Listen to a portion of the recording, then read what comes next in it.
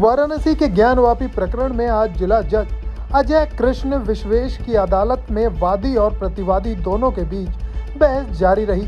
अदालत की कार्रवाई के बारे में बताते हुए वादी पक्ष के अभियुक्ता विष्णु जैन ने कहा कि प्रतिवादी पक्ष अंजुमन इंतजाम या कमेटी के अधिवक्ता शमीम अहमद ने अदालत में तर्क रखते हुए कहा कि औरंगजेब चूंकि सारे देश का बादशाह था, इसलिए उसने उस समय ज्ञानवापी को वक्त की संपत्ति घोषित किया था और वक्त की संपत्ति पर सिविल न्यायालय का कोई वाद जारी नहीं रखा जा सकता, लिहाजा इस मामले को सुनवाई से दूर रखा जाए।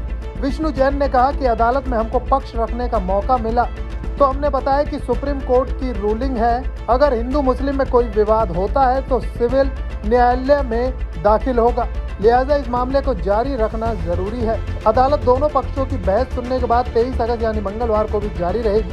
बुधवार को वादी दोनों पक्ष अपनी बात रखने का मौका मिलेगा। आज जो कोर्ट में मुस्लिम पक्ष के वकील है शमीम अहमद साहब, उन्होंने अपनी बहस की।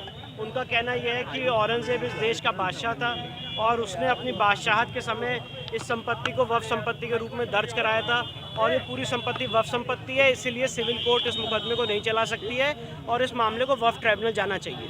मैं ये बात बताना चाहता हूँ कि हम अपने बहस के दौरान ऑलरेडी इस बात को क्लैरिफाई कर चुके हैं और सुप्रीम कोर्ट का डायरेक्ट जजमेंट दिखा चुके हैं कि अगर हिंदू और मुस्लिम के बीच का डिस्प्यूट है तो वो वक्फ ट्राइब्यूनल नहीं जाएगा, वो सिविल कोर्ट ही देखेगी। इस पर डायरेक्ट सुप्रीम कोर्ट का जजमेंट है। हो सकता है शमीम भाई उस समय कोर्ट में नहीं उपस्थित थे, उनके जो ब्रीफिंग लॉयर्स उन्होंने उसको ये बात नहीं बताई है।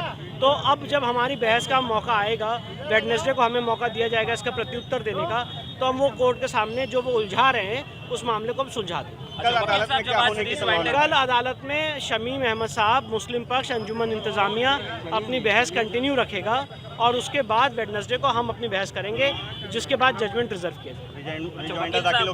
रिजॉइंडर उन्होंने ओरल आर्गुमेंट कर रहे हैं। ओरल आज वक्त की संपत्ति से लेकर कागजात भी पेश किए हैं, पहले से कर चुके हैं। पहले से वो दाखिल कर चुके हैं तो उसकी कॉपी भी हमें नहीं प्रोवाइड की थी। अच्छा। आज कोर्ट में हमने ऑब्जेक्शन किया है तो अब वो उसकी कॉपी हमें प्रोवाइड करें। अच्छा, तो क्या वो शरीयत के हिसाब से मांग कर रहे हैं या सिविल कोर्ट के हिसाब वो से? वक्फ एक्ट के हिसाब से मांग कर रहे हैं कि सिविल कोर्ट इस केस को ना सुने और इसको वक्फ ट्राइब्यूनल देखें।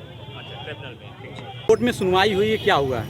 आज कोर्ट में 2:15 जो सुनवाई हुई, जैसे ही माननीय जिला जज जी आए उस समय ज्ञानवापी इंतजामिया मसाजिद की ओर से शमीम भाई अपना आवाज रख रहे थे और शमीम भाई के आज की बहस का मुख्य उद्देश्य था कि यह जो है पूरा का पूरा संपत्ति जो है अब आलमगीर माने दुनिया का बादशाह, पूरे देश का बादशाह, वह चाहे जो मस्जिद जो सब का सब जो है रख सकता है, चाहे जो है वह वक्त प्रॉपर्टी मानी जाती है। और वक्त की प्रॉपर्टी का नियम ये होता है, मुकदमा नंबर 62/21933 की बात बता रहे हैं। उस समय जो है 3 मोहम्मद के 4 भाइयों ने मुकदमा दायर किया था कि यह संपूर्ण ज्ञानवापी परिसर की भूमि वक्त की प्रॉपर्टी है तो उसमें नमाज पढ़ने का अधिकार दिया जाए। लेकिन वहाँ उस समय जो है अंग्रेजों का जमाना था, उस समय वह खाली हो गया। उसके बाद 1954 यहाँ से भाग के हाई कोर्ट में गए। हाई कोर्ट में जाने के बाद वहाँ भी मुस्लिम समाज हार गया। यानी कहने का मतलब 1933 हो या 1944 हो, जो वक्त की प्रॉपर्टी उस समय नहीं थी। और तो और 95 तक,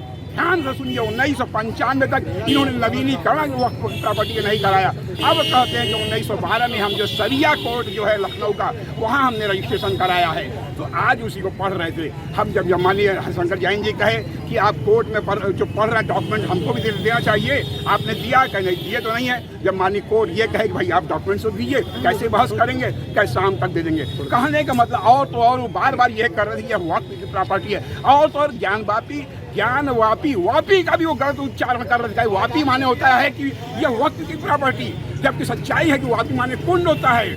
और तो और अगर हमको आश्चर्य था इनके कमजोर दलील पर हमको अभयनाथ यादव की याद आ रही थी। टाइम 8 उत्तर प्रदेश के लिए वाराणसी से सुजीत पटेल की रिपोर्ट।